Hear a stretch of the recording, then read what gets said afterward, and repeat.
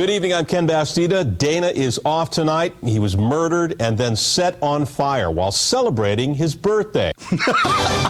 I've got nothing. A friend of mine sent me that. I was like, holy cow, I'm going to fire up my show. Some guy for CBS 5 and I have no idea what station this is, but he starts the newscast. Good evening. So-and-so is off today. He was murdered and set on fire at his birthday. The guy wasn't actually murdered and set on fire at his birthday, but that's the way this fill-in anchor started the newscast. Wow. Welcome. It is Erick Erickson here as I discombobulate you this Friday morning, March 6th. It is 7:08 after the hour now. The phone number here, if you want to call in, 877-97-ERIC, 877-973-7425. I need to go over to the WRGA website right now. WRGA, our affiliate up in Rome, they have this news release up right now, late evening. The Floyd County, I guess it's Floyd Medical Center up in Rome, received notification from Georgia Department of Public Health that a patient in our hospital has preliminarily tested positive for COVID-19. A 46-year-old female presented to Floyd's Emergency Care Center with flu-like symptoms on the afternoon of Saturday, February 29th. The patient was screened according to the CDC and Georgia Department of Public Health screening guidelines and was treated and released. She did not meet the testing criteria for COVID-19 or warrant hospitalization. The patient returned to the emergency care center on Tuesday with worsening symptoms. Further tests were completed. Department of Public Health notified, subsequently authorized her release despite the patient again not meeting COVID-19 screening criteria. Floyd clinicians made the determination to admit her to the hospital due to her condition. The patient was placed in isolation and further screening was conducted at the adamant urging of the attending physician and health director, Dr. Gary Vocchio. CDC and Georgia Department of Public Health authorized the test. The preliminary test was positive. Additional confirmatory testing is being performed, and the results from CDC are anticipated in the coming days. So the CDC, their screening guidelines, this woman didn't meet them. Looks like she may have had it. They sent her home, and then they put her in the hospital. You've got to give credit up there to the hospital in Rome. I mean, it really is these local. By the way, if everyone in the world were as competent as the people in Georgia when it comes to dealing with this issue, we wouldn't be having the problems that so many other places are having. I mean, we had the guy from Atlanta who came home and he thought he may have it because he was in Milan, and he came home and kept himself away from everybody other than his family who lived with him. His son wound up getting it. And now we've got the Floyd Medical Center, and the Floyd Medical Center is like, no, we're pretty sure she may have it, even though she didn't meet the criteria. And the Floyd Medical Center and the folks in Floyd County demanded that she be tested and forced the hand of the federal government. Good for them. Really, the district health director there, and I apologize if I'm mispronouncing his name, Gary Vocchio, insisted that she be tested and preliminarily tested positive. Now, Governor Kemp last night said we had no new spread in Georgia. This may change that to third person in Georgia. If this lady has it, we'll figure out exactly what's going on. But yeah, this is now starting to break statewide. We'll continue to keep our eye on the situation this morning as it shapes up. The president was headed to the CDC in Atlanta and decided to redirect to see the tornado damage in Nashville instead.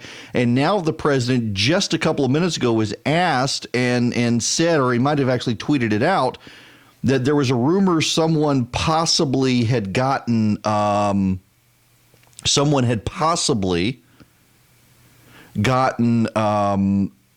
the coronavirus at the CDC, and it turned out to be a false alarm, but they didn't want the president there if that was the case.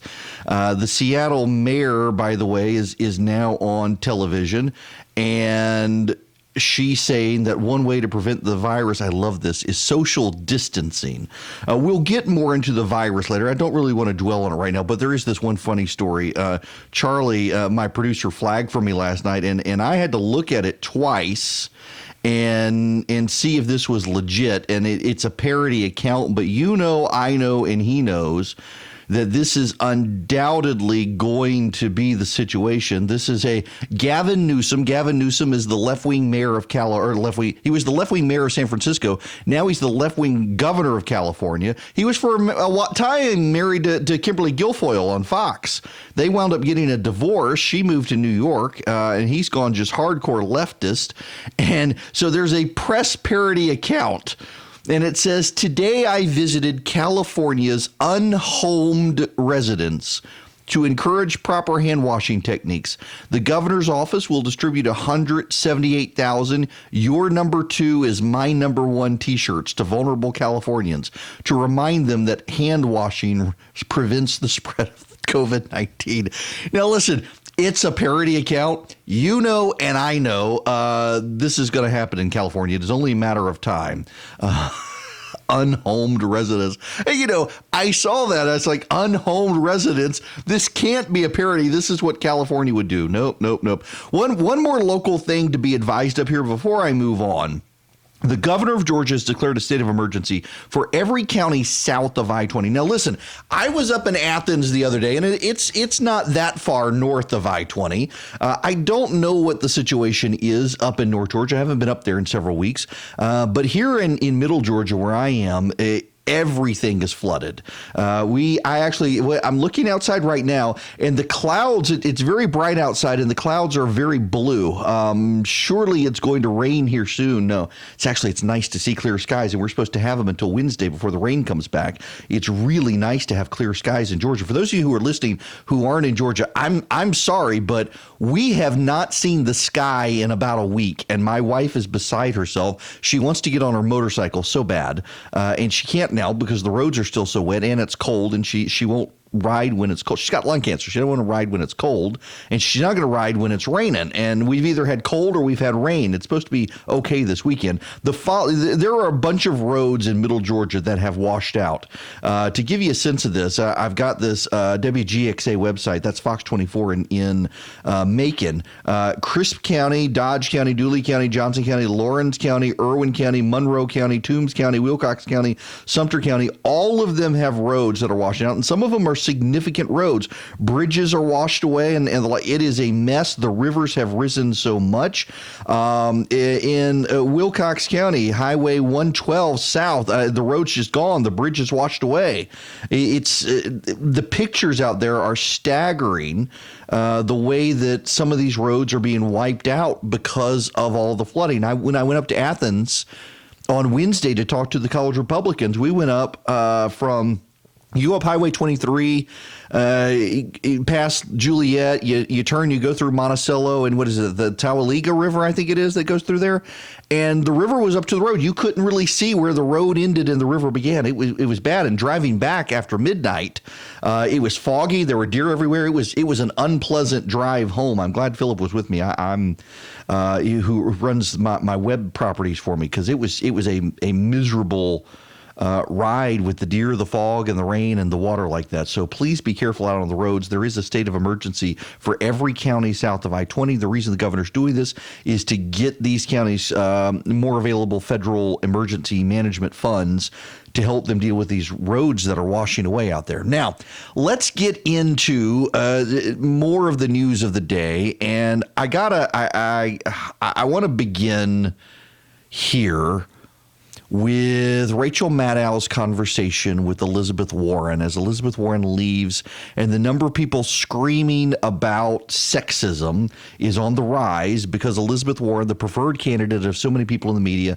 she's now gone. And Rachel Maddow did have a conversation with Elizabeth Warren last night about her campaign ending. Here's what they said. Can't win when she gets the nomination, and then you can't get the nomination, and neither can Kamala Harris, and neither can Amy Klobuchar, and neither can Kirsten Gillibrand. I mean, I think part of what's going on today is that women around the country are like, okay, honestly, if it's not going to be any of them, let's get real. Is it just that it can't be any woman ever? Are we just going to run, white men in their late 70s against each other, both parties, and that's all we can agree to do? I think there's a feeling that your campaign ending is is very specific to you, and it also feels a little bit like a death knell in terms of the prospects of having a woman for president in our lifetimes. Oh, God, please no. That can't be right. You know what I'm talking about. I know exactly what you're talking about. I know exactly what you're talking about. This cannot be the right answer.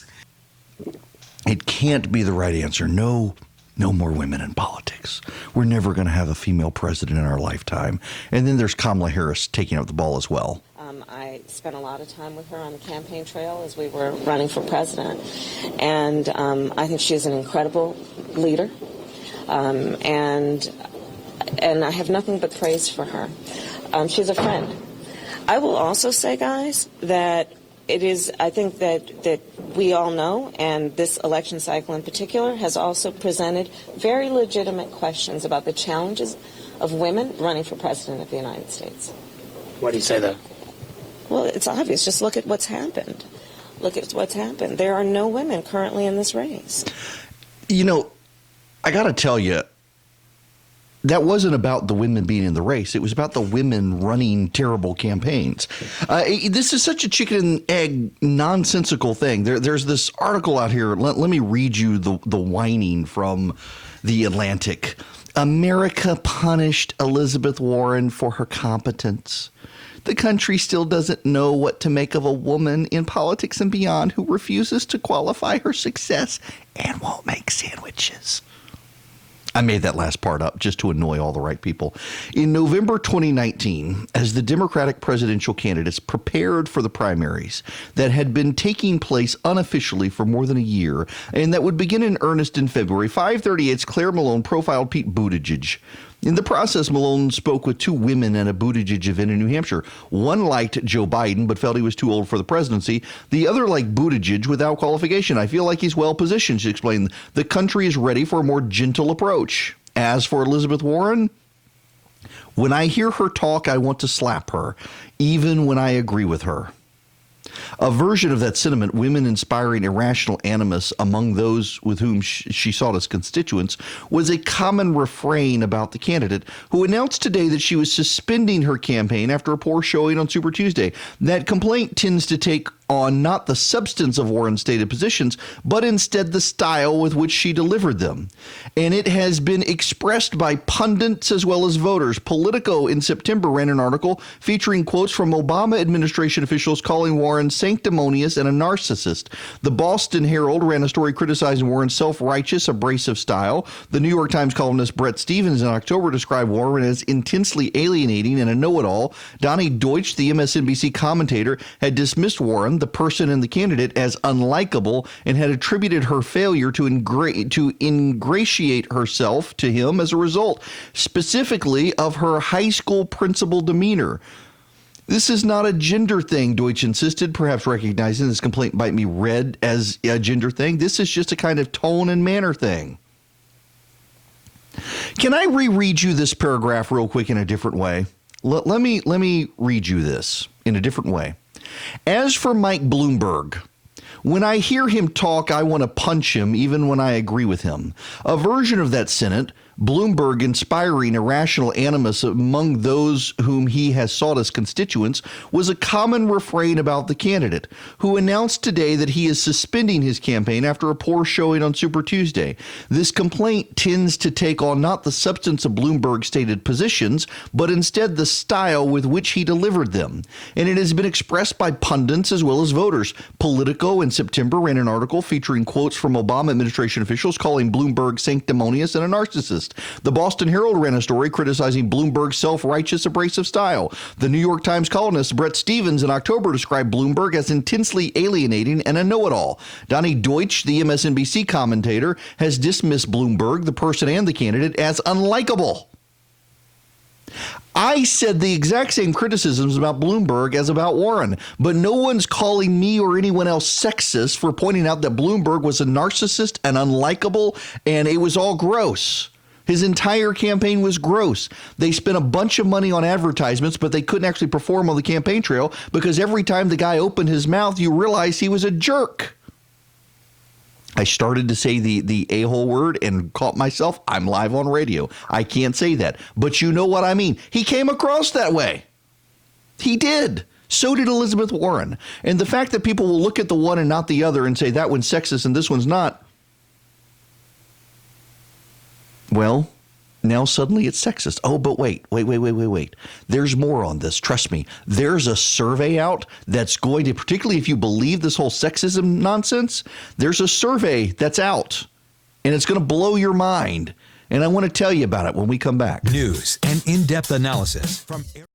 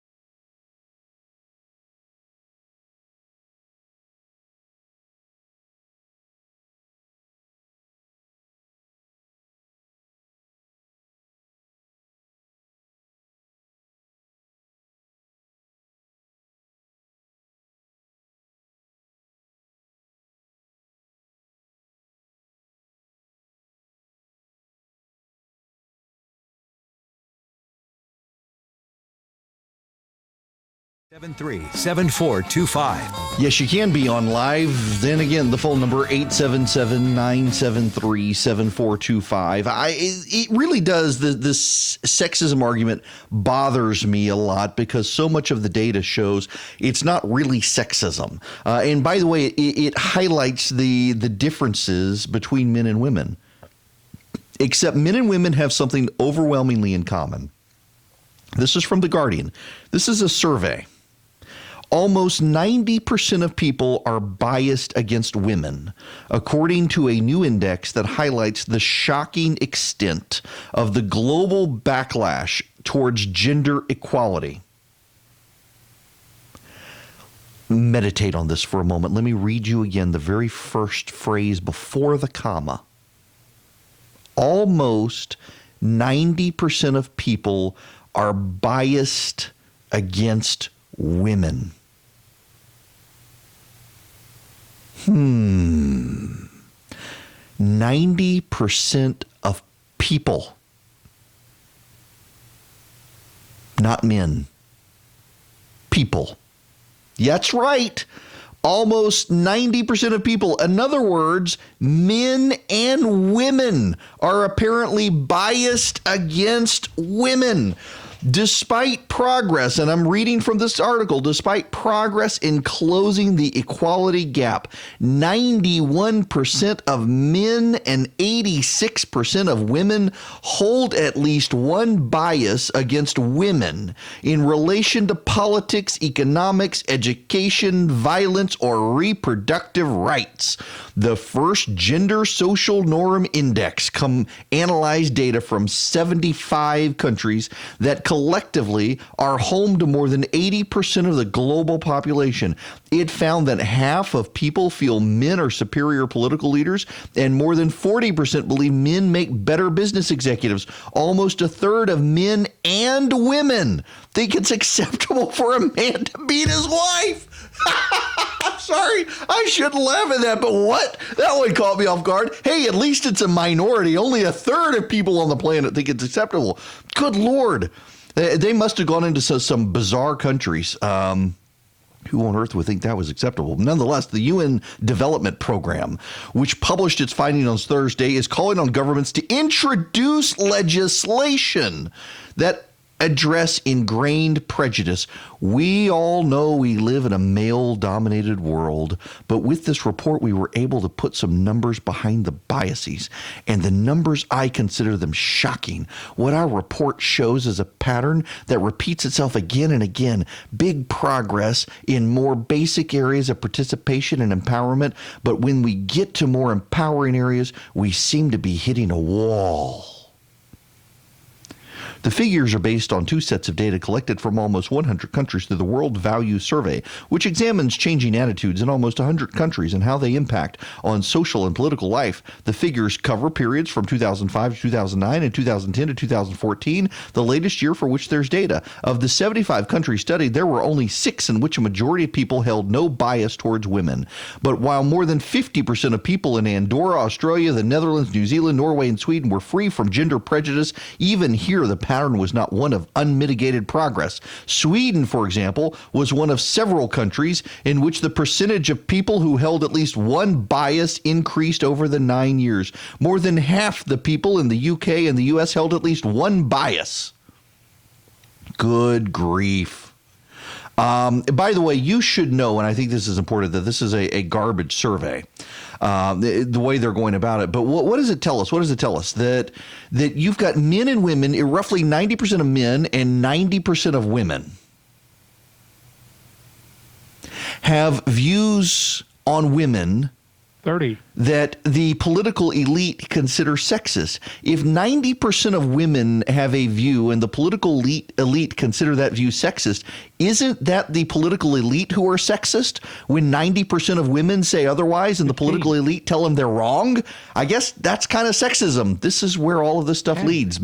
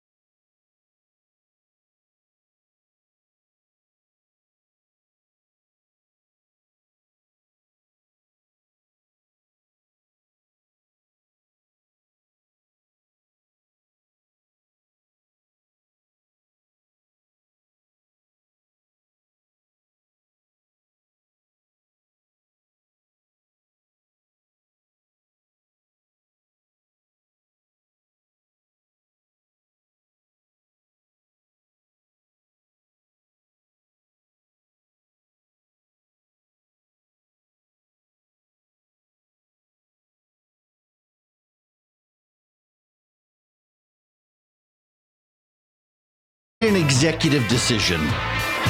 What was I going to talk about right now? I was going to talk about the Star Wars controversy, the state of emergency south of I-20, and the Bernie Sanders Oppo research and Hunter Biden. I've decided to go off on a wild hair here, and you're just going to have to go along with me because there's no other radio station. You're stuck with me. So let's go off on this wild tangent together. Thousands and thousands and thousands of years ago, the Greeks decided that the sun moving across the sky was because of the sun god Apollo, that he was in a golden chariot and would ride his horses across the sky, and that's why the sun seemed to move across the sky. The Egyptians had this cosmogony. The cosmogony is the theory of the creation of the cosmos. You know, it just a random aside. This is why one of the reasons that I think the whole Bible thing, the Judeo-Christian tradition is real, is because when you have Moses writing, and in fact, let me get here. When you have Moses writing, and I've done a sermon on this, actually, the very first sermon I ever preached was on Genesis 1, and I go into this room, and it's filled with like 5,000 people are at this conference, and they asked the political people to talk on religion and the religious people to talk on politics, and they asked me to preach the Sunday sermon. And so I get up, and I'm in seminary, and, you know, I went to seminary because people were asking me to preach on Sundays, and I felt really weird never having preached before, never having gone to seminary. So I went to seminary, and because people kept asking me to preach, and then they found out I was going to Reform Seminary. They're like, no, maybe not. So I finally, my very first opportunity to preach was at a conference in Colorado. They asked me to preach on Sunday morning. And they asked me to preach on Genesis 1:1. In the beginning, God created the heavens and the earth. That was my sermon. And I had they gave me 30 minutes. I could have done it in 20, but I spread my time out. And I got up there, and I got to the pulpit, got 5,000 people in front of me. It's my first time to preach.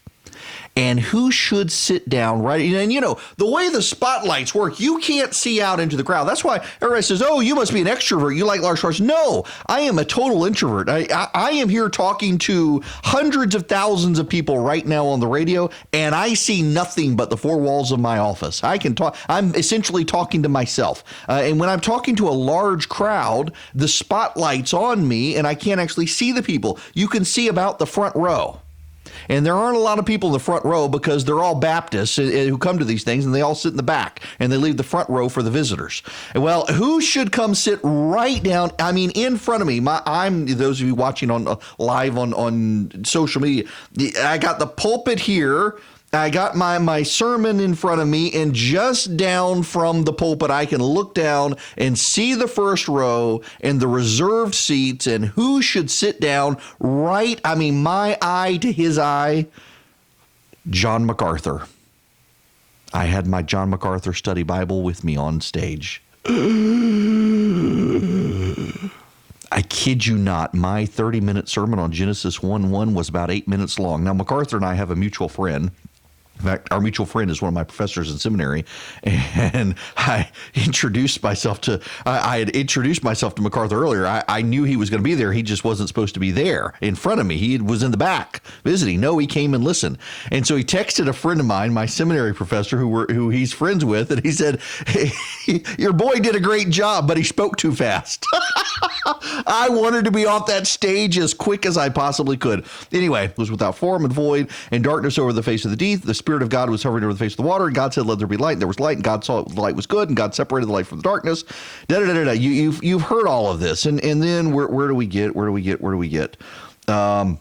Yes, we get all the way down to, and then God said, let there be lights in the expanse of the heavens to separate the day from the night, and let them be signs and for seasons and for days and years, and let them be lights in the expanse of the heavens to give light upon the earth. And so it was, and God made the two great lights, the greater light to rule the day, the lesser light to rule the night, and the stars. And God set them in the expanse of the heavens to give light on the earth, to rule over the day and over the night, and to separate the light from the darkness. And God saw that it was good. That's the relevant point here. Now, what on earth is my point? Where am I going with this? Bear with me, people. We're going to go down the road.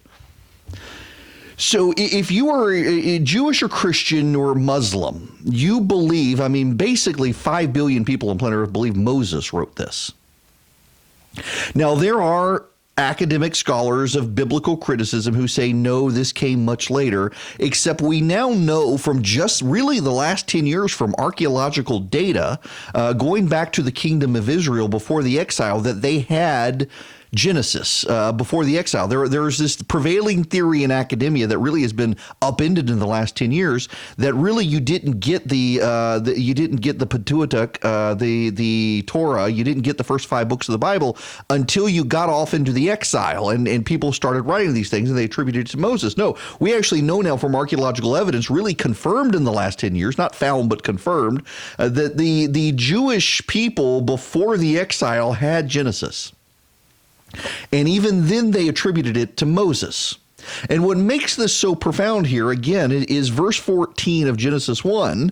Let the lights in the expanse of the heavens separate the day from the night. And God made the 2 great lights, the greater light for the day, the lesser light to rule the night, and the stars. And just this throwaway line, he made the stars. What makes this so impressive is that Moses was a prince of Egypt who is writing a cosmogony, a theory for the creation of the universe. Do you know, fast forward to the 1930s, it was a Catholic priest who came up with the Big Bang Theory. And even Albert Einstein rejected the theory because Albert Einstein argued it was a Catholic priest who was also a brilliant physicist, you should know, but he was Albert Einstein and all the other leading scientists of the day said this guy's just trying to justify let there be light. And he's trying to justify Genesis 1, and he's come up with a theory. Well, now it is totally accepted. But as late as the early 1940s and the outbreak of World War II, the leading scientists on planet Earth, from Robert Oppenheimer to Albert Einstein, they rejected the idea of the Big Bang because they thought it was just some Christian trying to justify Genesis 1. Well, here comes Moses thousands of years ago, and he's bringing a cosmogony, a theory of the creation of the universe. And what did the Egyptians believe? I don't want to be vulgar here, but the prevailing 5,000 to 6,000 years ago, based on archaeological research, there was the scrolls, but there was the Egyptian leading god, and he, because I don't really want to use the word on radio in the 9 o'clock hour, he self-pleasured himself. And what he released became gods. Yeah, his little swimmers all became gods, and those gods are the stars in the sky. And he is the sun god, or the ancient Sumerians, or go further into the Indus and go to India and find the early religions and the mythologies, and going back to Gilgamesh. What you have is this prevailing view that the stars in the skies were all gods and goddesses. A sun. These are objects in the sky. There is a God. He is not the sun. He is not represented by the sun. His wife is not represented by the moon. He has no wife. He is an eternal creature. He said, let there be light. And he put these things in the sky. These are objects. They're not gods. They are not objects of worship. They are not meant to be worshiped. And it deviates. And this is why it's so impressive, and why, as someone, I look at this stuff and say, yes, this is real and this is true. When you go to every religion that originated before and after Judeo-Christianity, up until the actual planting of Christianity as the dominant religion on the planet. Every other religion on planet Earth, from the Norse to the Greeks to the Romans to the Egyptians to the Hindu to the Zoroastrians to the ancient Sumerians to the various cult religions in Southeast Asia that sprung up, all of them have plenary gods. To the Aztec, to the Maya, they have plenary gods, and the stars and the sun and the moon, they're all gods. And here comes this guy and says, no, they're not. They're objects in the sky. There is a God, but that's not the God. He created those things. Deviates from every religion on the planet prior to that came about before and after Judaism and then into Christianity. It was a profound thing, and it stood out as unique. This one religion on earth that believed there was actually only one God and he created these things, it was distinct. And by the way, it turned out mythology, and there will be atheists who say, well, Christianity is a mythology as well. I believe it is true religion, and I realize others disagree. But we can all look back at these ancient religions that were coming up around the time where you've got the sun gods and the moon gods, and you've got the river nymphs, and you've got the forest nymphs, and the mountain nymphs, and the ocean nymphs. The grass was a god. Everything was a god. People to explain the world. Even Christians develop mythology along the way. I mean, you read the legends of old, and Christians develop mythologies within Christianity, and there are plenty of Christians, Protestant Christians in particular, not Catholics, who say, yeah, the reason that Ireland doesn't have snakes is because it was always a northern Atlantic island too cold for cold-blooded creatures and had separated itself from the continental Europe. It always was an island. It was never connected to Europe, so snakes could not get onto the island, and it was under the Arctic ice for so long prior to the last ice age. Anything that had been there was killed, and that's why. And nope, it was St. Patrick who chased the snakes off the island. I kind of like the idea of St. Patrick's doing that, but nonetheless, you get my point. Everybody has mythologies to explain things. Everybody does. It is human nature to come up with a story of somehow something divine that explains things. And that's not to do. Example, when you become so political in such a way as to connect Hillary Clinton to the righteousness of your cause, and Hillary Clinton is the chosen one, she is the Messiah of the left, and she loses, you can't accept that she was a flawed human being, a sinner who she fell short of the glory of God. She wasn't the chosen one. She wasn't the Messiah. She ran a terrible campaign surrounded by terrible people who didn't listen to her husband, who was a brilliant politician. No, it must be James Comey's letter that stole the election from her. And then no, it must actually be the Russians who did it. You can't accept that Hillary screwed up her campaign. It's got to be the Russians.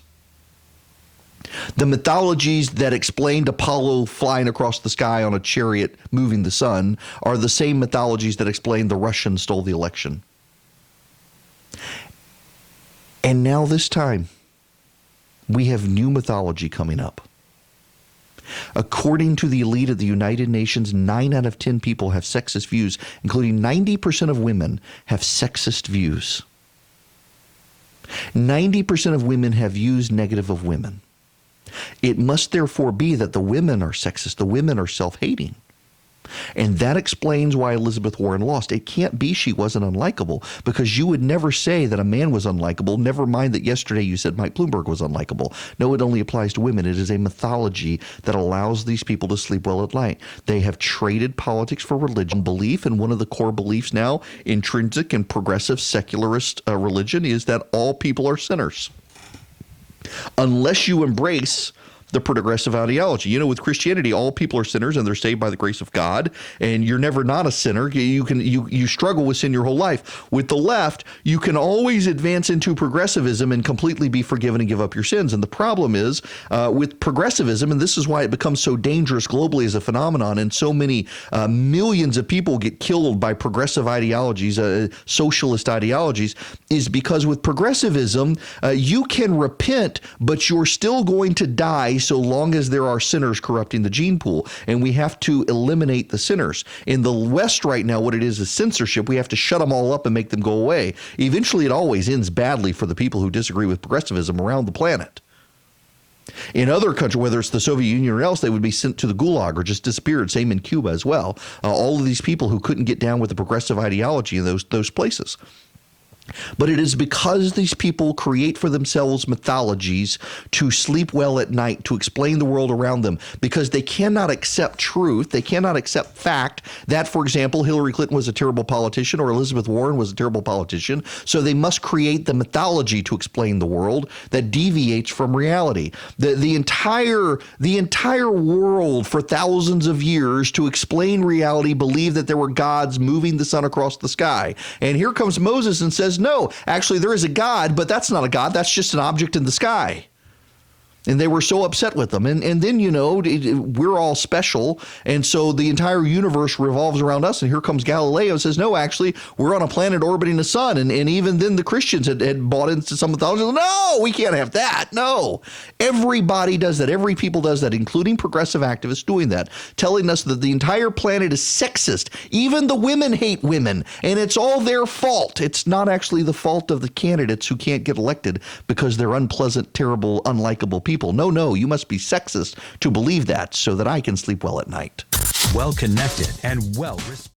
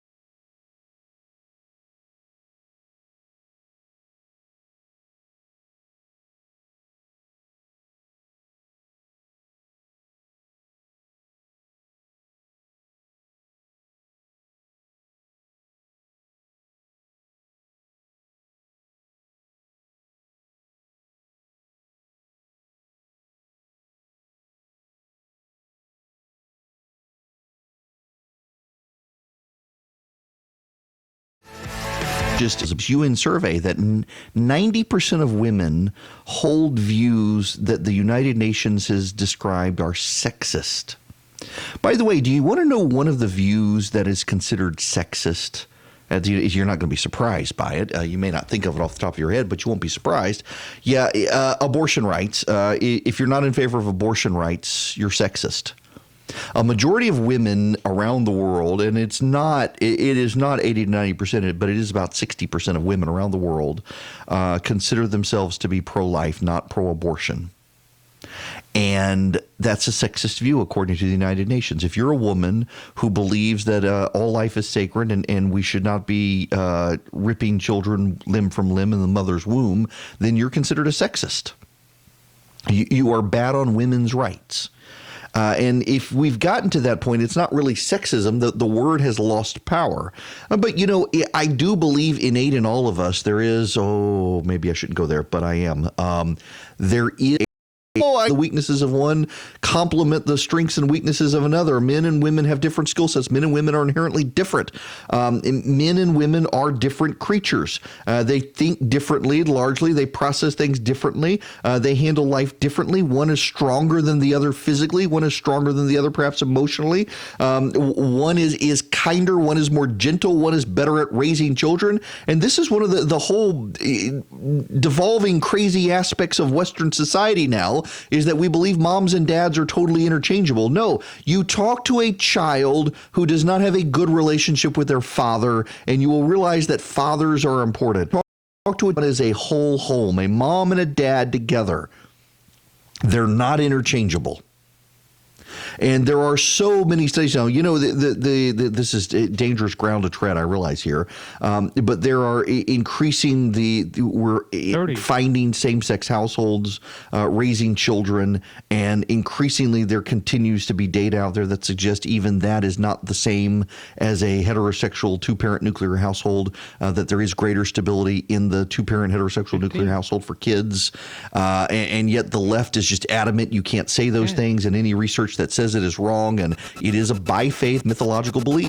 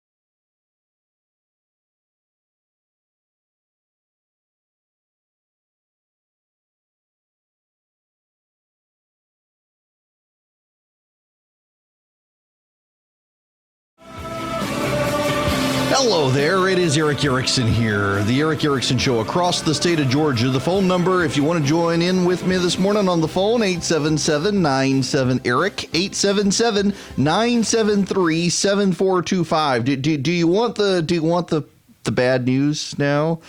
After down almost 1,000 points yesterday, the Dow's down 965 points right now. Joining me to talk about all this out of the gate today, regular sponsor of this program is Dynamic Money, the CEO of Dynamic Money, and my guest host, and actually he is my financial advisor and handles all my retirement stuff. It would be my buddy Chris Burns. Good morning to you. Hey, good morning. How are you, sir? I am great. Well, I'm better knowing you handle my money instead of me handling my money, because I think I would be screwing it up in this market right now.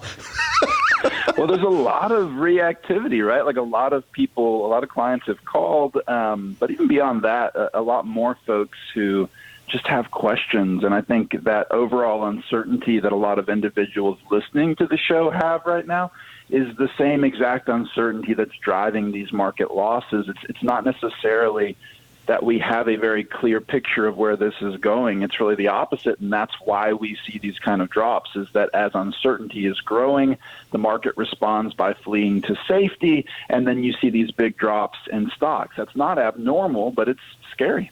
Well, and you're seeing everybody flee to safety, and you're also now seeing the yield drop in the bond market. Can you explain that to people as to what the heck? Because you go to the Drudge Report or you go to CNBC right now, and it's not just covering the stock market. They're freaking out about the bond market, too. Yeah, we've never seen bond yields this low, specifically on the 10-year Treasury. The 10-year Treasury is kind of like the benchmark that everyone in the world is looking to for bonds in general and safe money kind of in general. So when you hear about Treasuries, it usually refers to the 10-year Treasury, and that's really kind of this benchmark. Everything from mortgages to just loans in general are watching. And as demand goes up for safe money, so as people are going, okay, where do I take my money? You see them going to gold, so we see this huge demand for precious metals and increase in the price of gold. But the other place most folks, and then a lot of institutional investors, certainly a lot of banks, they're buying those 10-year Treasuries. As you see demand increase for that, the yield is dropping. So people are freaking out only because watching that yield drop is an indication of how much money is pouring into those Treasuries right now, which just goes back to the overall feel of there's a lot of anxiety out there, and a lot of people are trying to figure out where can I go that's safe. Well, there is a lot of anxiety, and it did almost seem like on Monday now, the stock market bounce that we got on Monday, the largest point gain, not percentage gain, but point gain, may actually have been about all the Democrats consolidating against Bernie Sanders. And then on Wednesday, the gains we saw may very well have been about the end of Bernie Sanders' campaign, the markets calming down about that, and then suddenly the fear about the coronavirus strikes again. Yeah, the dangerous thing here is when you watch the market every day, there's this tendency to go, oh, wow, things are bad right now. But if you wake up the next morning and suddenly it's up 3 or 4%, you go, oh, well, this must mean that we're recovering and that everything's going to be okay. And that's just not how the market works, but we forget that when we're 10 plus years into the longest bull market in history. So the market literally every day is pricing in all known information. This is a theory of the market I ascribe to called the efficient market hypothesis, which just means that the market literally is taking in all knowable data every day from millions of different touch points around the world. And as it gets new data, it's responding to it. So like you said, just because it goes up one day because maybe the market overall says, oh, thank goodness we're not going to have a socialist as president, that's great. That doesn't mean that any of the underlying fundamentals of the coronavirus have changed in that day. And in fact, what we're seeing is that the more information we get, the more we see these drops in the market. And honestly, the truth is there's no way right now, I think, that we could have a grasp of how far this is going to go. That doesn't need to lead to panic. But if we're going to be reactive and look every single day, then that tends to be people's response. They get more and more anxious instead of stepping back and saying, you know what, this was inevitable, right? Like whether this actually goes into a full-blown recession or not, the market's not going to go up forever. So what can I do to make sure that I'm okay in the midst of this? So that leads to the question then, what can people do? Yeah, and this is a really hard answer, but I think if we can get our minds around this, it honestly changes the whole trajectory of how you think about investing long term. We were tweeting about this yesterday, and somebody responded, man, it's great to talk about how people with money can invest it and change and everything, but the working person right now with the nest egg is the one that really is getting hosed. And the response is actually the working person with the nest egg is the one who more than anyone else needs to hear this right now. And that is this, that even if the market was up 10% right now, like if last week had been a killer week in the market and we had been breaking records again like we have been last year and everything was great, it'd be the exact same message, which is, what is the risk you can actually stick with? Whether the market is tanking and we say there could be a 20 or a 30% loss, or it's going up and it's a gain of that level, doesn't actually make a difference. The question is, what's the risk you can stick with that will get you to a healthy place in retirement? And here's the most important thing, that you won't jump out of when things get bad. Because it's not a question of, are there going to be downturns? Of course there are going to be downturns. And when I see headlines right now in financial papers where people are going, this is unprecedented, we can't believe this is happening, the first thought in my mind is, why in the world would you say you can't believe this is happening? It's not like any of us actually think the market's going to go up forever. So if we know that's not true, let's plan for it, regardless of whether it's up or down, and get to a risk level we can stick with and not be so worried about whatever the headlines might be this week or month or year. Now, let me ask you, just pivoting away from this a little bit, because we talked about this yesterday. The Federal Reserve cut interest rates a 0.5 percentage point, and Sure. they tend to do this. The president, of course, came out, and everything is Jerome Powell's fault when the market isn't doing well, it seems, and Right. wanted them to cut, so they cut a 0.5 point. And when I look at the data, and I hear, for example, Southwest Airlines CEO coming out this morning saying that they're worried about aviation travel and tourism. Hotels are starting to come out. Hyatt saying they're revising their estimates for this year and stuff. I'm not exactly sure what a 0.5 point interest drop will do when people they don't want to travel or leave the house. Yeah, very little. In fact, what we saw was the day that they did this emergency rate cut, which is the first time they've done that since 2008 when we had the financial crisis, the market dropped 800 points because the market interpreted that as, wow, if they think it's so bad they need to do an emergency rate cut, then we must really be in bad shape. And the reality is there's very little that traditional fiscal stimulus, for instance, through the Fed can do in this kind of scenario. Somebody in the Wall Street Journal said yesterday, and I thought this was a great point, they're like, we could cut rates to zero. That doesn't change anything about the spread of this virus. And the reason that the market's dropping is because we're sitting and looking at it and going, well, how long will supply lines be affected? How long will tourism be affected? How long will oil, for instance, it's losing demand right now because less people are traveling. There's less need for oil, and so the price of oil is dropping. Like, how long is that going to go on? Those ripple effects keep getting bigger the longer this lasts. And truly, even though it's great that the government passed an $8 billion stimulus package or is looking at that, it's great that the Fed is cutting rates in terms of doing everything they can do. We need to acknowledge the limits of that.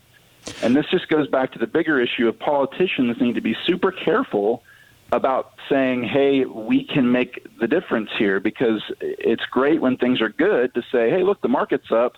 What a good job we're doing. But when it drops, sometimes there's nothing they can do about it, and they don't need to be sitting left on the hook there. Well, yeah, and related to all of this, I'm seeing this alert on my phone from the Wall Street Journal this morning that up until March now, employers added 273,000 jobs in February. The jobless rate went to 3.5%. That turns out that the underlying fundamentals of the economy still actually do look really good.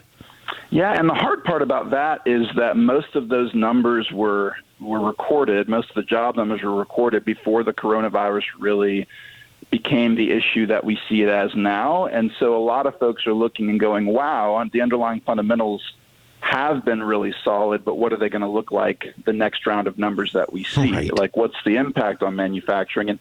And no one knows. I will say this.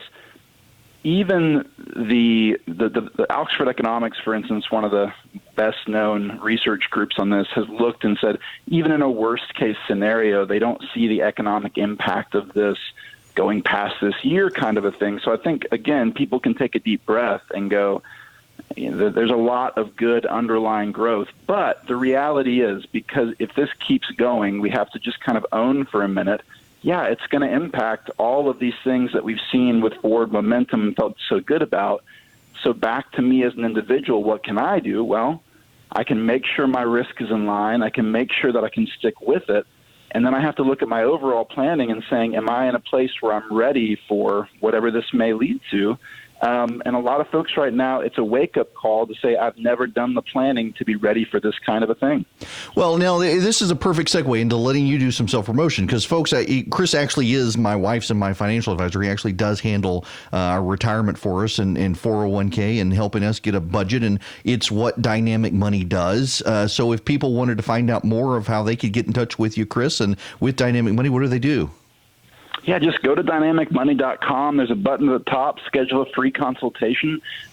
Here's the key. Whether it's with us or with another financial planner, the goal is you meet with someone who is fee only. Fee only simply means there's no commissions involved in the deal. You pay a flat fee to go through a planning process. We really built this from our side, our company, for regular people, for middle-class folks who say, I want objective advice about what I can do to make sure that my overall portfolio and my overall financial planning is flexible. It's why it's called Dynamic Money. Dynamic literally meaning that it can flex and bend and move, because life will happen. Whether it's the coronavirus or it's personal sickness or a job loss, something's going to come along. Is your plan flexible enough to adapt to that?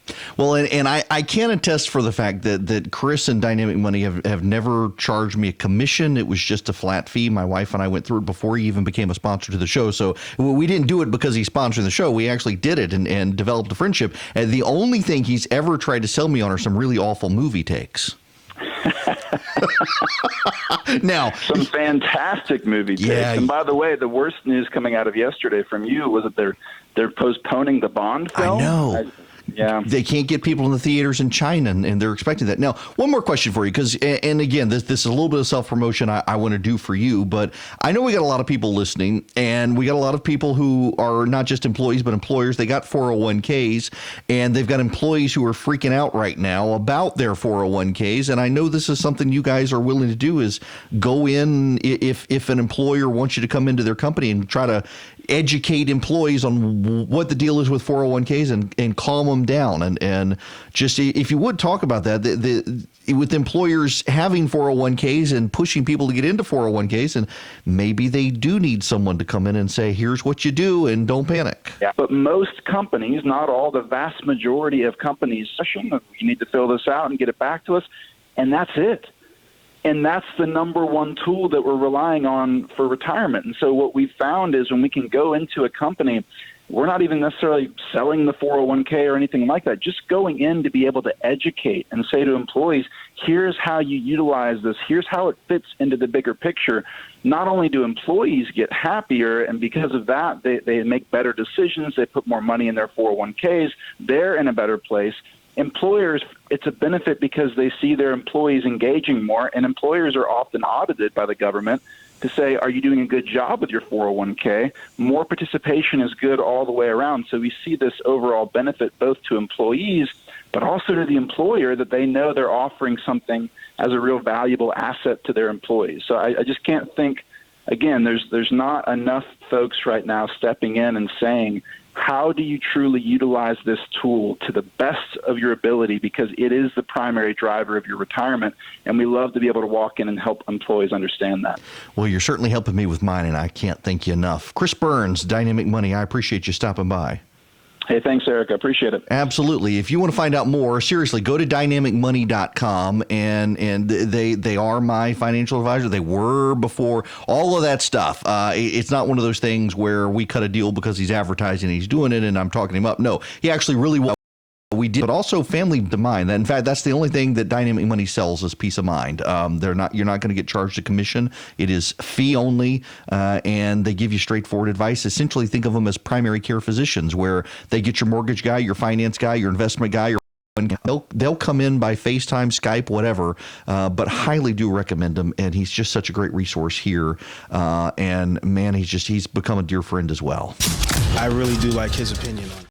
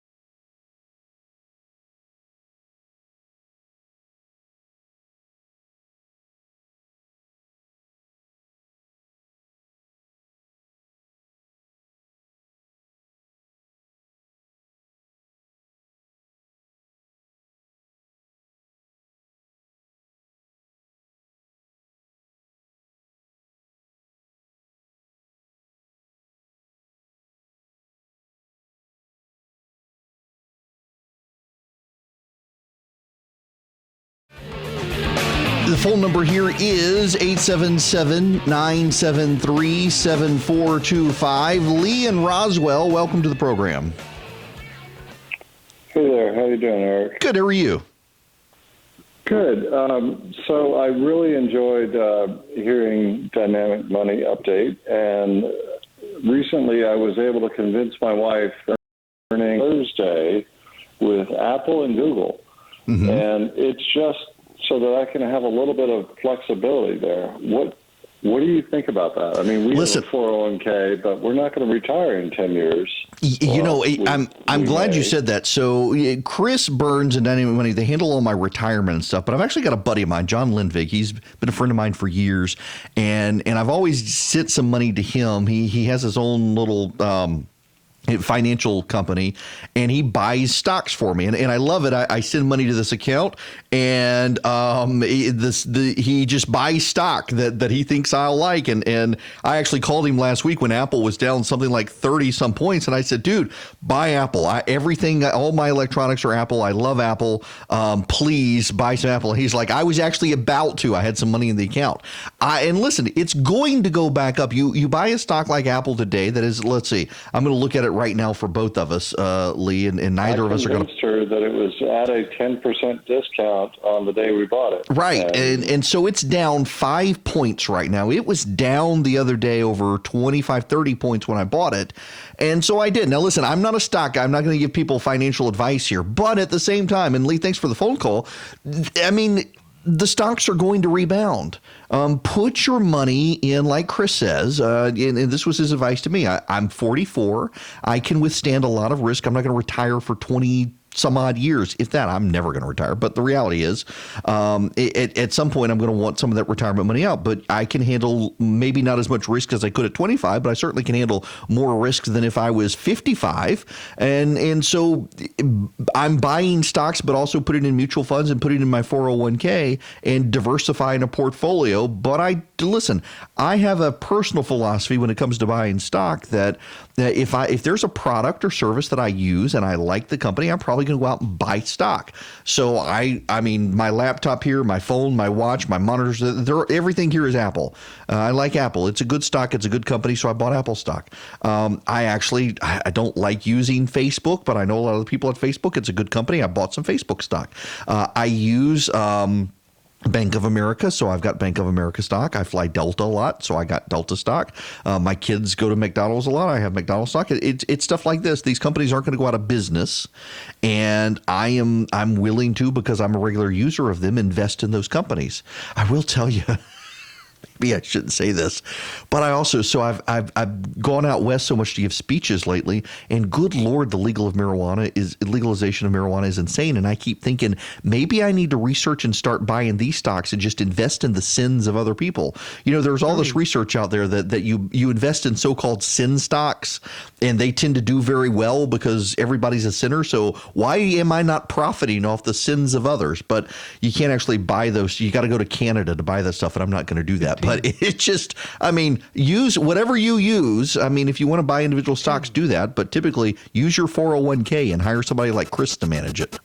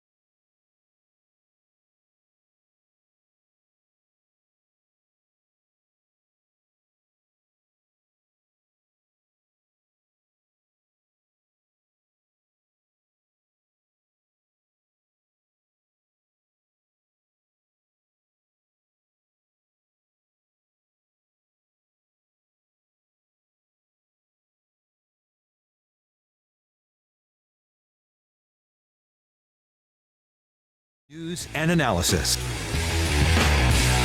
Just a couple of quick housekeeping notes. We have reached out to, there's just been a press conference that has wrapped up I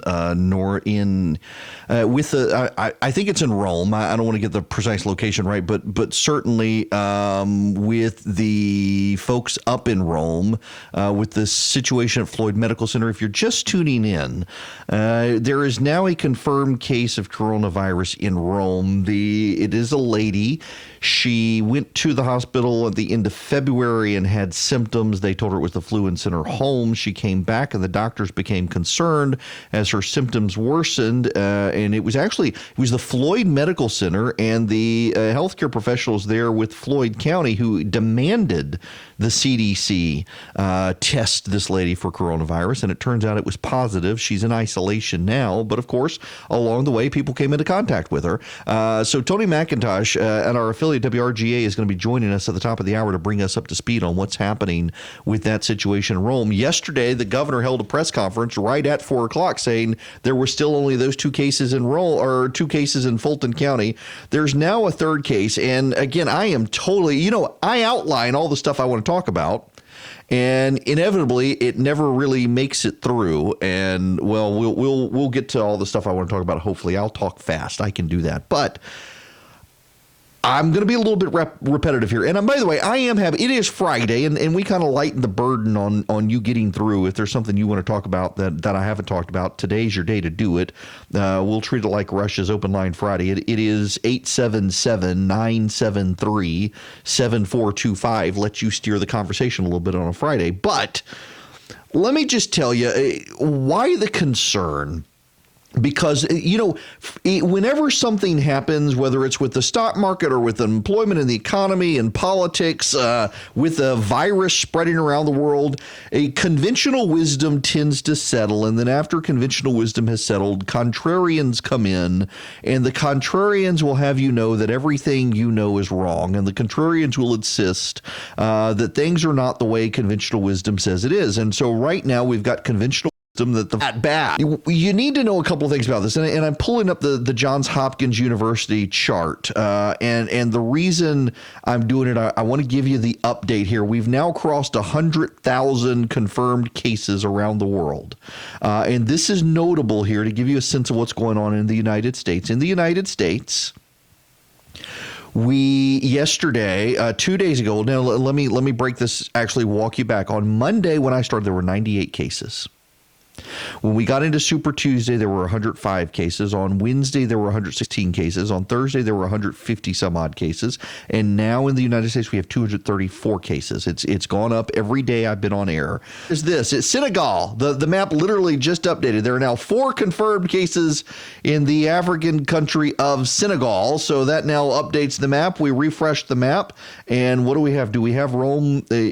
By the way, if you want to see the map that I'm looking at, you can go to text the word data to 33777. Text the word data to 33777, and I'll send you back this link immediately to Johns Hopkins so you can see the dashboard. There are 100,645 cases. There are actually 100,646 cases. They haven't put the one in from Floyd County yet. So 100,646 cases. There are 3,411 of those cases have now been, those people have died. But here's the refreshing news for everyone. 55,753 of the cases are actually recovered. Now, let's do the math on the fatality rate of people who have contracted this so far. So 3,411 divided by 100, 646, well, times 100. So it's a 3.4% fatality rate of the people who have gotten it. Now, ultimately, and this is where the contrarians come in, and the contrarians are right on this. The reality is that far more people have this virus than that we know of. And because so many more people have it than we know of, some people think they have the flu. Some people don't even have symptoms. They're carrying it. They're positive for it, but they don't have any symptoms. We're probably really, and particularly given the situation in China, there are probably several million people who have this. And if that's the case, the fatality rate is actually very low. And the contrarians are right. And the contrarians are telling you not just don't panic, but you're not even going to get it. Here's the problem. And there are two reasons why the healthcare professionals around the world, from the World Health Organization to the CDC to the National Institutes of Health, are concerned. And I don't want to belabor the point here, but you do need to understand this. There are two things that they're concerned about. One is that, yes, if it gets, the odds of you getting this virus are actually pretty small. The odds of you getting this virus are actually pretty small. Any of you listening to me right now, wherever you are, even in Floyd County, the odds of you getting it are small. But once it gets into your community, the odds of you getting it become pretty good. Once it gets into a community, it spreads very, very fast. We now know for certain, despite what you're reading on private memes on Instagram and on Facebook and the like, this disease lasts longer in the wild than the flu. The flu dies out fairly quickly in the wild. This virus lasts on surfaces way longer than the flu. That means you can pick it up quicker than the flu. You can pick it up more efficiently than the flu. We also know, though, if you've got kids who are worried about this, and please do, stop what you're doing right now. Just listen to this for a minute if you have kids, because your kids are probably getting concerned because your kids are starting to hear about it at school. If you're like our kids' school, you're starting to get advisories home. They're reteaching kids how to make sure they wash their hands properly, folding their hands in, getting between their fingers, using soap, washing for at least 20 seconds, all of that. And your kids are starting to say, Mom and Dad, there is allegedly possibly one case under the age of 21, and that person had pre-existing severe health problems. It is, if you're under 21, you're not going to have a problem. And if you're 21 to 40, the odds of you getting it are small, and if you get it, you're going to have very mild symptoms. In fact, if you're under 21, you may have some very mild symptoms, but the odds are you'll test positive for it and not even know you're sick. There's only been one person suspected of getting it under the age of 21, and they had pre-existing severe health conditions. Now, let's roll out the timeline. If you're over 60, the odds of you getting it in a community are actually pretty good. The elderly are way more vulnerable to this than the young. The average death, though, as Brian Kemp pointed this out in his press conference yesterday, the average death is 81. Now, you're thinking, okay, if it's 81, well, that means half the people who are dying are under 81 and half the people dying are over 81. Yeah, but the huge cluster is over 81. And as a result of that, the number is skewing to 81 for fatality and 60 for actually contracting it. So the odds of you getting it are actually slim. If it gets into your community among the elderly, it can move very fast. Now, let me give you some numbers here to make you aware of this again. This is the United States. 235 cases in the United States. 2 of them in Fulton County here in Georgia, 1 of them in Rome, Floyd County here in Georgia. There are 14 deaths in the United States. 8 are fully recovered in the United States. 12 deaths in King County, Washington. 1 death in Placer County, California. And 1 death in Sonoma County. It's not Sonoma. It's a different county in Washington State. My tongue is not cooperating with me all of a sudden. Of these deaths, all of them are senior citizens.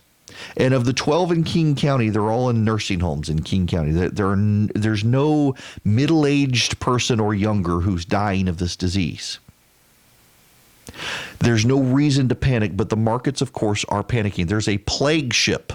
Basically, gets to the people out on this cruise ship, and no one's allowed off the cruise ship. It's like Venice during the Black Plague. We got plague ships parked in harbors now. But there's more. And it is, we got the spread. We got people buying up masks. The CDC has come out again and said you don't need the masks. The masks aren't going to help you. Here's Dr. Fauci, the guy who's calming everybody down on this. Dr. Fauci, before we let you go, I just want to ask a very simple question. For someone out there tonight who's got a cough, maybe they have a little fever, they haven't been to Wuhan, they've just been living their life, and they're freaked out, what should they do? Because obviously you don't want everybody who has the flu. Yeah, I think they should just go home and just hunker down and recover at home. The chances are overwhelmingly likely that they have either influenza. I hope they got their flu shot, which would make it less likely to have influenza. But the overwhelming likelihood is that it is not coronavirus. What they should do is just go home, hunker down, and recover. That's what you should do right now. Again, because the risk across the country of infection is quite low. If you're in an area where there's community spread, as I said in Seattle, that elevates it a bit. Dr. Fauci, thank you so much. And I want to emphasize what Dr. Fauci just said about the flu. Oh, and you and I, Sanjay, have talked about this before. It's amazing to me, for all the people who are freaked out about coronavirus, as many as half of Americans do not actually get a flu vaccine. Only 45% right. of adults. So if you're freaked out about the coronavirus, you can't really do anything about it right now, but you can do something about the flu. And if you haven't gotten a flu shot, you should get one. That way you can sort of distinguish the two. Right. Yeah, and this was the president's getting blown up by telling people to get the flu shot, and of course people are rushing along saying, "Oh, the president's out there saying get the flu shot, that'll stop the coronavirus." That's not what the president was saying at all. The president was saying exactly what Anderson Cooper and Sanjay Gupta were just saying. If you get the flu vaccine, then they're going to know that when you come in with flu-like symptoms, you don't have the flu. Or if you're one of those rare exceptions that does get the flu, even after you've gotten the flu shot, it's going to be a milder case. If you get the flu and coronavirus together, it is bad news for the fatality rate of coronavirus is only going to be slightly higher than the flu, which is 0.1% of the people in the United States will die from the flu who get it. And if as many people get the coronavirus as we believe and they don't express symptoms or what have you, then maybe it is about 0.2%. So the odds are you're going to be okay, particularly if you're under 65. Again, nothing's going to happen to you. You may get sick. You may feel miserable. You may have flu-like symptoms, but you're not going to die. More likely than not. Overwhelmingly likely you're not going to. But if you get the flu and this together, it's bad news. And a lot of people have the flu right now. But interestingly enough, and I actually am fascinated by this, the coverage of this COVID-19 coronavirus has been causing people to wash their hands more frequently. And the washing their hands more frequently and limiting contact with other people is actually causing the flu to go down in this country. We're actually wiping out the flu this year because people are being so cautious and clean. It makes you realize just how dirty our lives are. By the way, Gas South employees in Atlanta are going to start telecommuting and not go into the office together. And the CNN Center has canceled tours of the CNN Center to avoid contact with people. And the president canceled his trip to the CDC this morning to go to Nashville. And now the White House is saying that the trip is back on. The president will be coming to the CDC in Atlanta this afternoon. And there's nothing official from the White House, but it appears that's the case. And now this from the Babylon Bee. I got to read you another Babylon Bee story today. It is not nearly as good as the Elizabeth Warren one yesterday, but still. The CDC is suggesting lots of weird ways to avoid contracting coronavirus, such as washing your hands and not licking doorknobs. These methods sound kind of sciencey, so we were immediately suspicious of them. Sure enough, it seems the best way to avoid getting infected is supernatural. Many have found that if you paint Chick-fil-A sauce on your doorposts, the virus will pass right over you and your household. Research seems to indicate that the angel of coronavirus passes through each town and city every night and looks for the telltale sign that you are one of God's elect, Chick-fil-A sauce. Those with the correct sign of being one of God's people are passed over, while those without the sign are visited and immediately infected. We have no explanation, said one so-called scientist. This must be some kind of miracle from God. The scientist said they've tried other substances such as liberal tears, hand sanitizer, and essential oils, but only Chick-fil-A sauce proved 100% effective at staving off the angel of coronavirus. At publishing time, President Trump had vowed to lead the nation's Christians away from the coronavirus-infected country and into the promised land where there are hardly any diseased people or people at all. It turned out the president was referring to Greenland.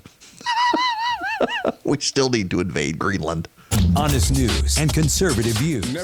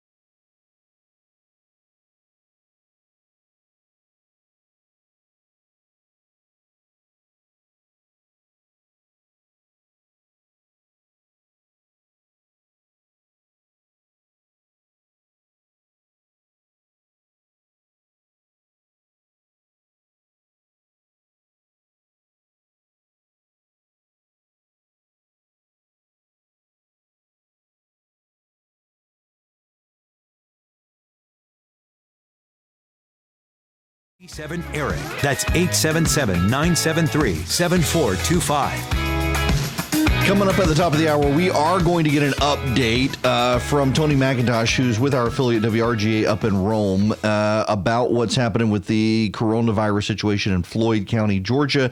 If you haven't heard the news yet, the governor yesterday at 4 p.m. had a press conference that the only two known coronavirus cases in Georgia were of a father and son in Fulton County. And then overnight, it was discovered a woman in Floyd County has it. We don't know any details as to how she got it. In fact, she didn't meet testing protocol from the CDC, and originally they didn't even give her the test. It was the Floyd County health officials who insisted she get the test. So kudos to them for standing up to the residents of Floyd County. And again, when you watch the incompetence of government, and I'm not talking about the Trump administration, I'm talking about the bureaucracy. I mean, for example, Health and Human Services employees got on a plane in San Antonio, Texas, and I think in California, according to whistleblower, to help deal with the people on the planes, and they got on without any protection at all. It could have all infected themselves. It was the CDC employees who got on the plane appropriately attired to not get infected, and these were not of it, but this is the government itself, your system. The solution is for government to do more. No. Kudos to state government standing up for their citizens, even against the federal government, including Brian Kemp here in Georgia, insisting on Georgia playing lead because they're local, they're hands-on, they're competent, and they're doing a good job of trying to mitigate this situation. We'll get an update. The other thing I want to tell you about is my buddy Wes Cantrell. He's a state representative. He's also a minister at the First Baptist Church up in Woodstock, Fort God. That place should have roller coasters in the parking lot. It's so massive. It looks like Six Flags. He has legislation that would create a non-binding referendum on whether or not we should keep springing forward and falling back, or just spring forward or fall back and stop doing it altogether. And the state house, it passed the Senate overwhelmingly, I think unanimously actually, and the state house has blocked the legislation. Speaker Ralston prefers a different piece of legislation, HB 630. House Bill 630 would create permanent daylight saving time in Georgia. Now, this is problematic because it would take an act of Congress. The act of Congress is required to do permanent daylight saving time. If a state wants to stay on standard time forever, the legislature can act itself. Now, the difference between the two, just so you know, we're in standard time right now. So the sun is coming up in the mornings as your kids are standing out there for the bus stops. The sun is coming up sometime after 6 a.m. When we move to spring forward, and on Sunday is spring forward, and the sun will come up after 7. It'll still be somewhat dark at 8 o'clock in the morning, but it'll be later in the evening. So the sun won't set until around 8 p.m. starting on Sunday. You'll have daylight hours stretched through. You know, I get out my evening show. I'm done at 6 p.m. And so, for example, on Wednesday when I was in Athens, I left WGAU and I went to Athens. I went to the University of Georgia from their radio station, and it was still sunny. I didn't have my headlights on driving from the station to the Zell Miller Center at UGA. It was dark when I came out, but it was not dark when I went in, and it would have not been dark until after I finished the speech and left, if we were in daylight savings time. So you still get later sun going down in the evening, even in standard time, just not as late. You know, the problem I've always had with daylight saving time is that when you get to the 4th of July, everyone wants to go outside and shoot fireworks, and it's not dark until 10 p.m. But I'm okay doing daylight saving time. The tourism industry is desperate for permanent daylight saving time because the sun will be up in the evening. People can get out. They can shop longer. They can hang out longer. And people like the daylight hours. And I'm totally fine with that. It's just Congress will have to act. If we go to standard time, Congress doesn't have to act. The state legislature gets to act and do it. Either way, I like Wes Cantrell's referendum.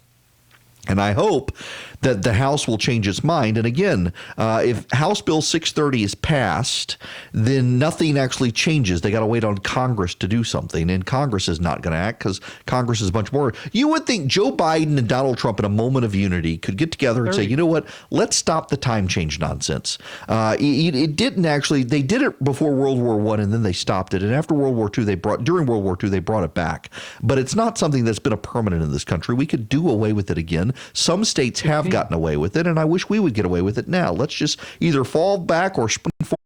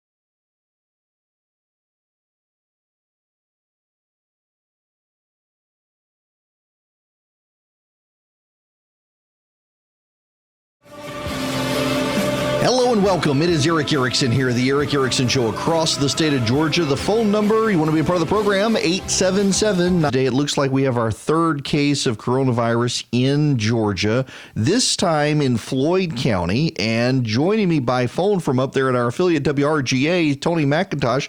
He was at the press conference. Today is there is a possibility, according to Dr. Vosio, who is the director of the Department of Public Health in this area, district director, this might actually be a false positive. There is a possibility for that because there have been some false positives in recent times. So that's one of the things. The other things that we found out is that both hospitals, Redmond Regional and Floyd Medical, are really amping up their preparedness for this and being able to screen patients and being able to just kind of take some extra precautions to make sure there's no more spread of any type of infection.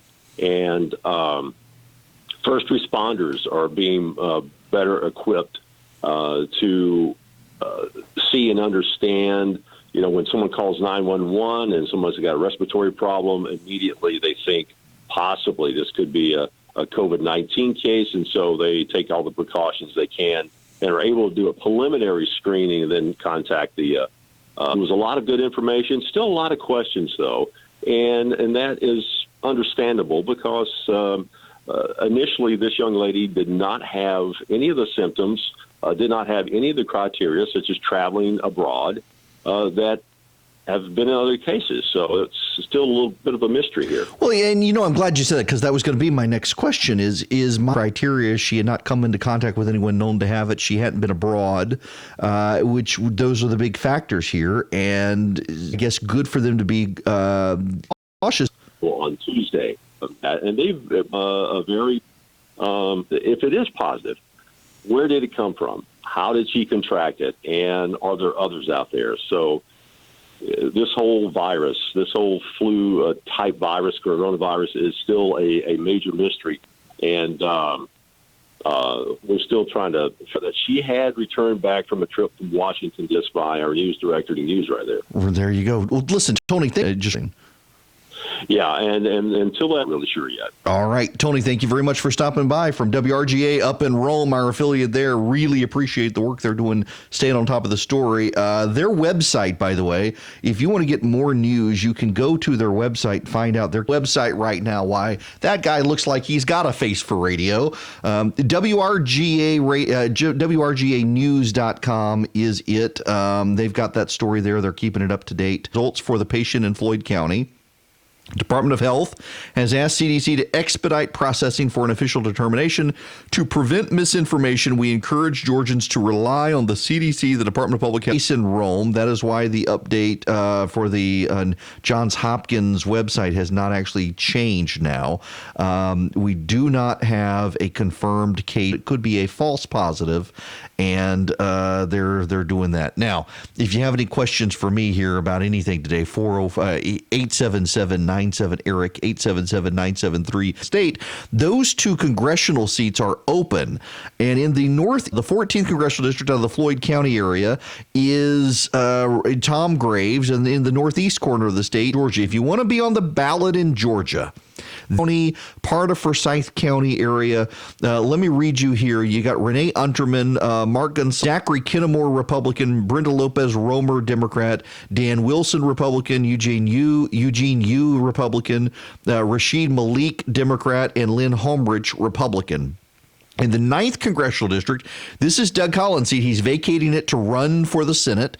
You've got Michael Bowen, Democrat. That district is like R plus 25.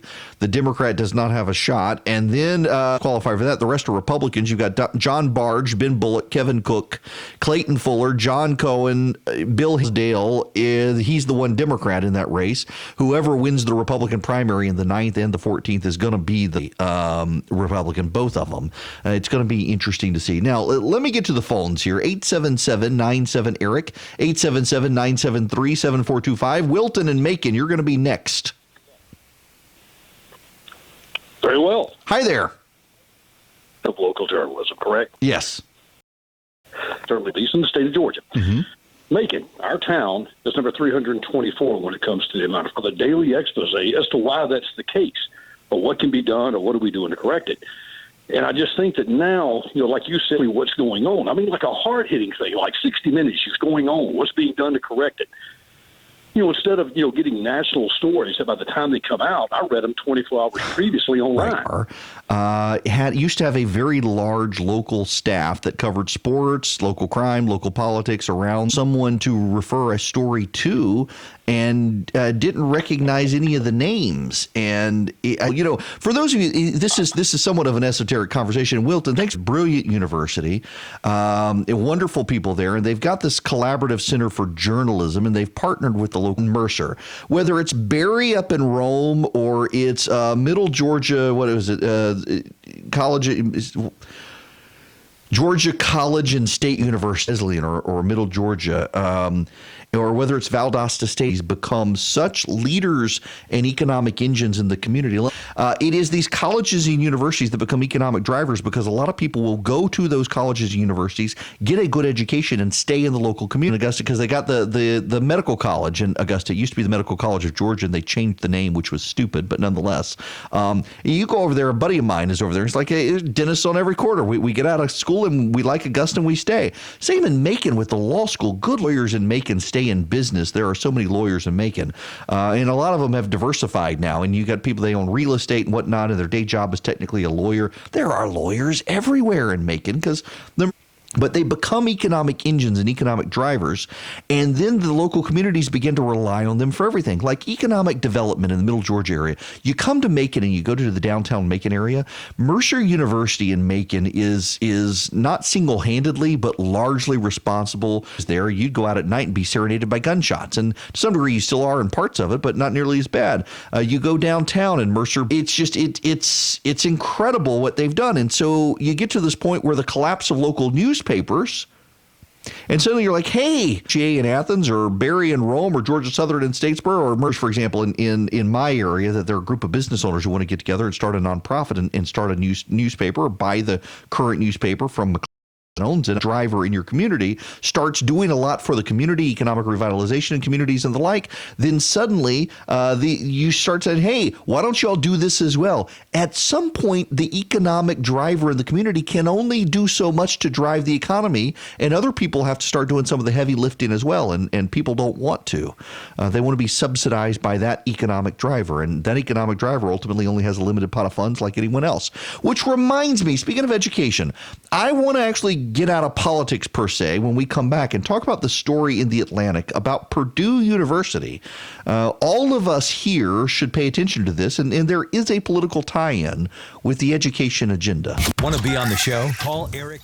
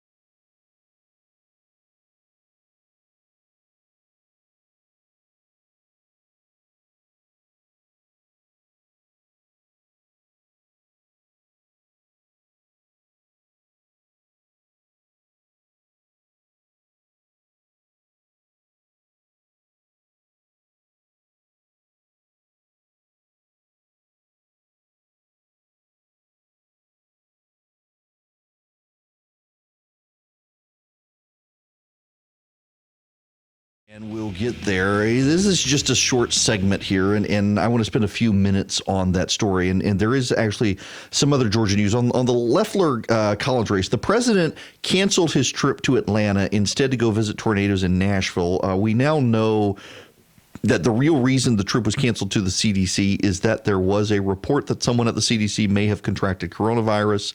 It turns out that it was a false alarm, and so now the president will be coming to Atlanta. If those of you who aren't in the Atlanta area and you're headed to Atlanta, the president's expected to land at about 3:20 p.m. today in Atlanta. He is totally going to screw up Friday afternoon traffic in Atlanta. I used to rail on Barack Obama for coming into Atlanta during rush hour, and I got to do the same with President Trump, to stay honest. Come into the city when we're not trying to get home on a Friday afternoon, please. The whole thing just, in any event. One of the interesting things here is, the president is not taking a public position in the Doug Collins, Kelly Loeffler race, except he kind of is today. The word has come out that the president is going to fly Kelly Loeffler and her husband to his place in Palm Beach at Mar-a-Lago, and he's going to present them at a donor meeting as his special guest. So he's essentially taking Kelly Loeffler to hang out with his donors at Mar-a-Lago tonight, which is go to the intelligence director's position, the director of national intelligence. Collins refused and said he was running for the Senate. He didn't want the job. He could have been confirmed, but this is part of the problem with this. Is if he's confirmed and the president loses in November, Collins is out of job by January. And I am told quite reliably that there were a couple of people in the White House who took Collins' intention. But there you have it. That's the way some of them took it. And now the president taking Kelly Loeffler with him to Florida to hang out with the donors down in Florida. I do want to play a little bit of the president here. He was at a roundtable discussion last night. And one of the things, if you meet the president, he hates to shake hands. This president is a total germaphobe. I hung out with him in his office before he was elected president one time, and he kept hand sanitizer all over the place. He does not like to shake hands. This is the president from the Fox News roundtable last night. This one goes back to coronavirus in the beginning. You are a self-proclaimed germaphobe. In the campaign, before the campaign, you didn't like to shake hands. You changed that. What did doctors... Well, I'm not thrilled. Yeah, you're not thrilled. What did doctors tell you? Have you changed anything in the way that you operate? So, yeah, it's a great question, because I've always felt, I don't know, from the time I was a young guy, I've always felt the concept wasn't good. Then you'd read a lot of medical reports, it's not good. Now especially they're saying, by the way, if there was ever a time that you could convince people not to shake hands, this could be it. Okay, this could be it. Do an elbow. But you know what I did? I love the people of this country. You can't be a politician and shake hands. People come in, when I leave, I'll be shaking hands with people. They want to shake your hand. They want to say hello. They want to hug you. They want to kiss you. I don't care. It doesn't mean you have to do that. If I went around, no, I don't shake hands. Can you imagine I'm going to be with a group of people and they like Trump and they come up, sir, thank you very much. I don't shake hands. It's over. I don't care how nicely you say it. The bottom line is I shake anybody's hand now. I'm proud of it. They're people that I love. They're people that I want to take care of. But he wants to wash his hands afterwards. It actually is very funny. And if you go to the White House to meet with the president and you cough in his presence, the meeting is done. It is done. You do not cough in the presence of the president of the United States. He's a germaphobe. And the president immediately walks away and starts washing his hands and scrubbing. Well, because he's a germaphobe and he's kept himself from getting the flu. He clearly was kind of funny when it comes to that sort of stuff. 10. We'll be back.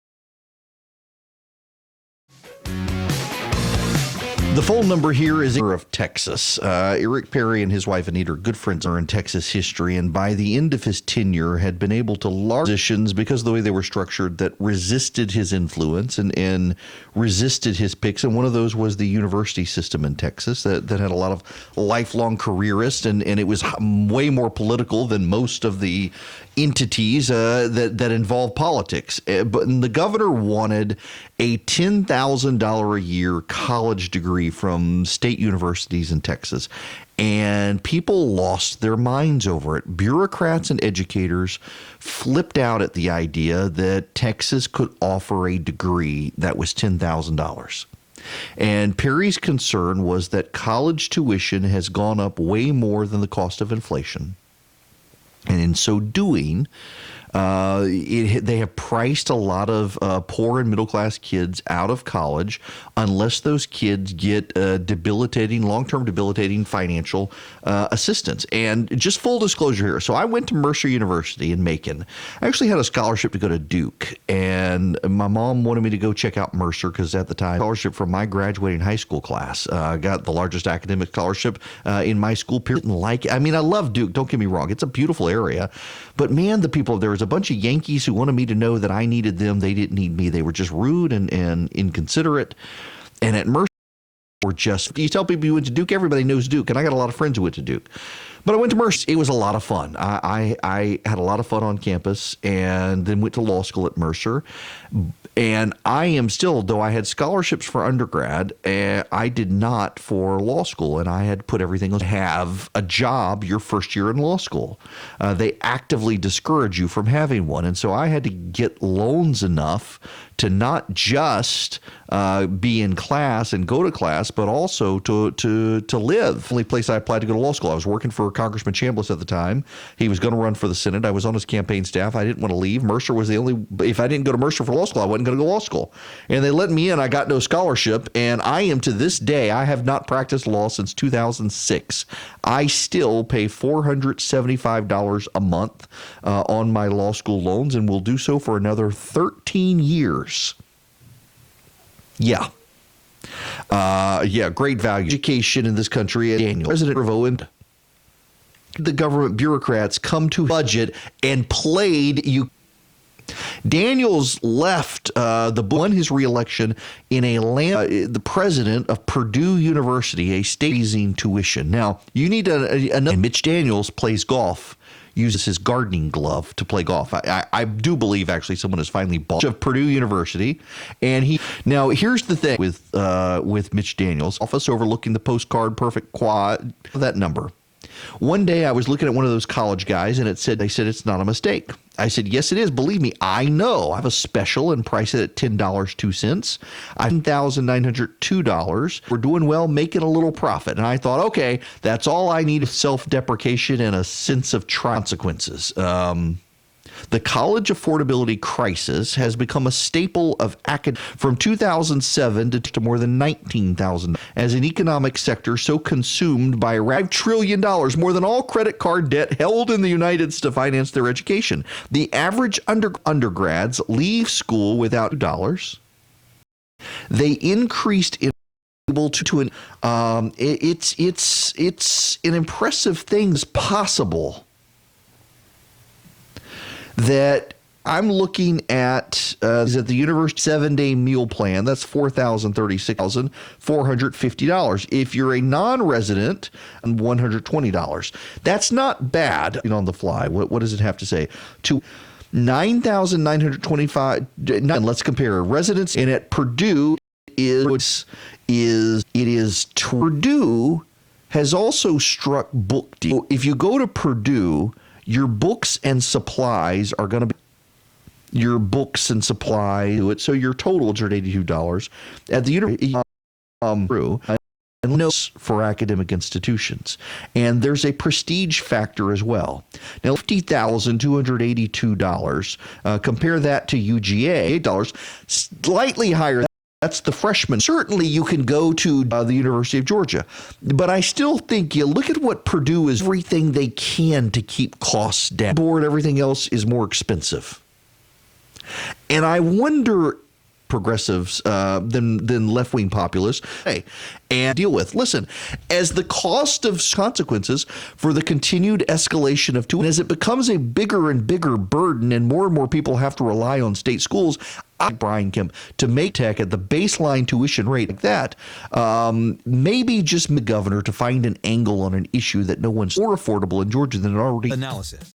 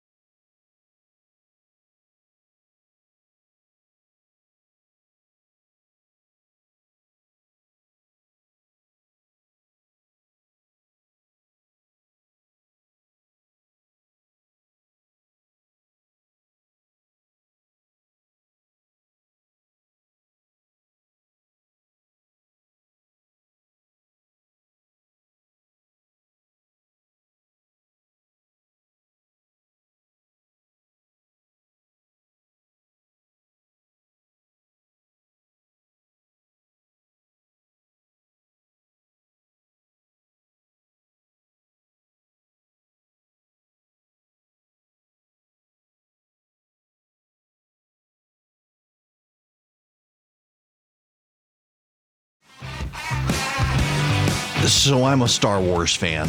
I grew up. It became popular. Well, I was 4 or 5. It was when it first came. And then when it was re-released as Star Wars Episode 4, my actual first distinct movie memory was, I think Kennedy has just ruined it. She seems to ruin everything she touches. Whatever, the last Palpatine. And now there's a book that's come out on the Star Wars universe, and it suggests research out that thanks to the damage done by people like Kathleen Kennedy and others at Disney. But then you look at what somebody like Jon Favreau has done with The Mandalorian. Kids actually like some of the content on Disney+, but I loved The Mandalorian. It was out. I think they should have done more episodes for 4 or 5 months. I really want him to come back. But he is totally... Rian Johnson in that Last Jedi movie it was awful. And I realized there are people who like it. And listen, I mean, there are people who want it, as you can tell by the box office. It's now. All that being said, I